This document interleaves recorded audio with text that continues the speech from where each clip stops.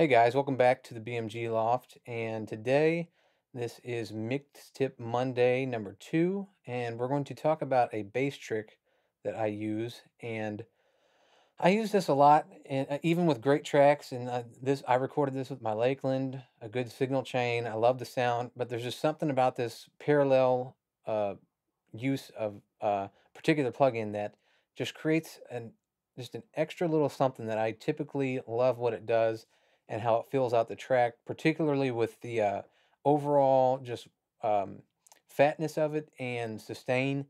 And basically, we're just generating a lot of harmonic content through distortion and saturation, and we're using a very underlooked plugin. And in fact, it's one of Andrew Shep's favorite plugins, and he's one of my favorite mixers.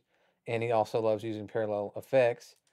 And I'm talking about Avid's LoFi. And basically, all we're doing is pushing the track to the point of almost like a fuzz-like type tone, but not quite like head-on grunge fuzz, because typically for the style I do a lot of mixing that doesn't really call for that sound.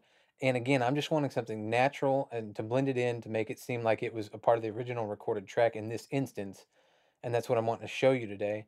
And we're just using two controls on this thing, the distortion and the saturation, and you want to find a point where it adds just enough where it's kind of a mix between a heavy saturation and a fuzz type pedal sound, and it's going to create a really even full fat sound because you're just pushing so much harmonic content into the signal. And especially with lower frequencies, it's easier to push those.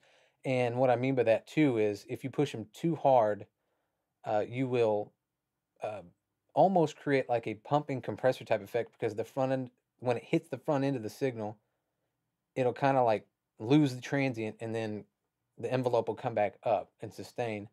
And I don't push it to that point. I back it off from that point, and then I'll blend it in with my original signal. So what we're going to do here is just listen to it with the effect muted in the full mix, and then I'll bring it in as it's playing, and you can hear the differences, and then we'll solo it and listen to them and see how they interact with one another.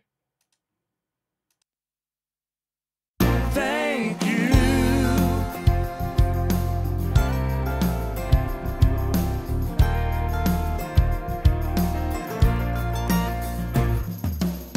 Thinking about every situation and the grace I'm gonna need to face them.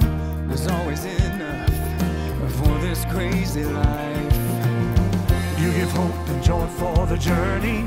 As long as this world is turning, I'm gonna sing. Oh, I can't keep it inside.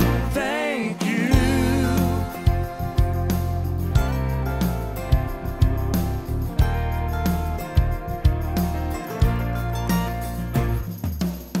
Thinking about every situation and the grace I'm gonna need to face them.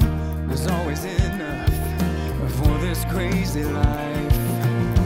You give hope and joy for the journey.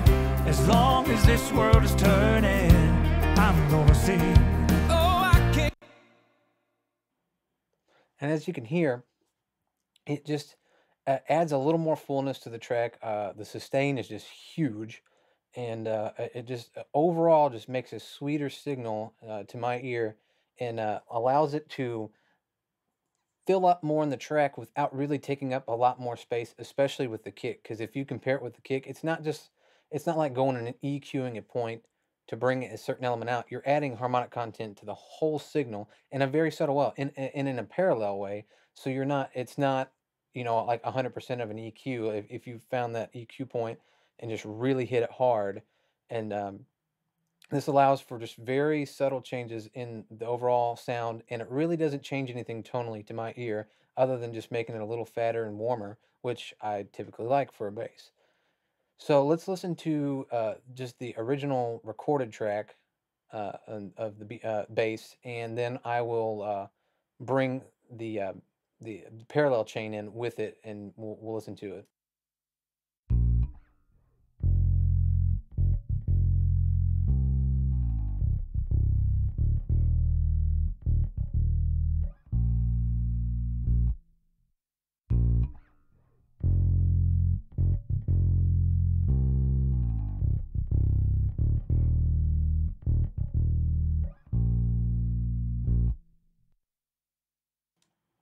as you can hear there, you can almost hear it on the edge of hitting that fuzz type tone, but at the same time, you hear all that harmonic content that it's generating. And when you put it in the track, you never hear any of that fuzz. So there's no real like distortion or fuzz effect sound that you're hearing.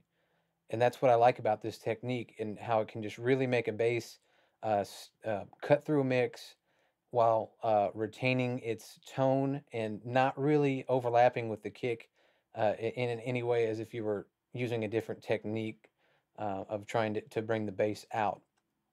So I really hope this has helped you guys. If you have any questions about this technique, please comment below. If you have any questions, period, if there's a topic you want me to cover, especially with this mix series, please just let me know below. Like, share, and subscribe if you like this, and I really would appreciate it. And until next time, guys, keep it grooving.